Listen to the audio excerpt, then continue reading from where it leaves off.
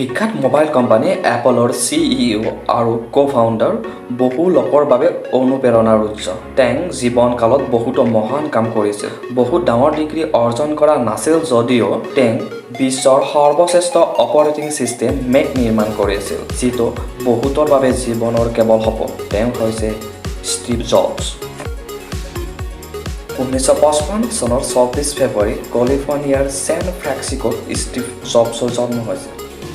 প্ৰকৃততে পিতৃ মাতৃ আছিল জনি চিম্পছন আৰু আব্দুল ফাট জাণ্ডালী।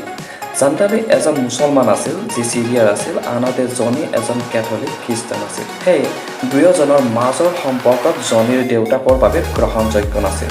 যিহেতু জবছৰ মাক দেউতাকৰ আৰ্থিক অৱস্থা ভাল নাছিল, সেয়ে জবছক যাতে ভাল শিক্ষা দিব পাৰে সেইবাবে এটা ধনী পৰিয়াল নিৰ্বাচিত কৰিছিল, যাতে দম্পতীহালে জবছক ভাল শিক্ষা দিব পাৰে আৰু দম্পতীহালে জবছক তুলি লোৱাৰ সিদ্ধান্ত লৈছিল। কিন্তু যেতিয়া জবছৰ মাক দেউতাক শিক্ষিত নহয় বুলি দম্পতীহালে গম পালে, তেওঁলোকে হঠাতে মন সলনি কৰে আৰু তেওঁলোকে তেতিয়া ল'ৰাৰ পৰিৱৰ্তে এজনী ছোৱালী তুলি লয়। তেতিয়া জবছক পল আৰু ক্লাৰাই গ্ৰহণ কৰিছিল।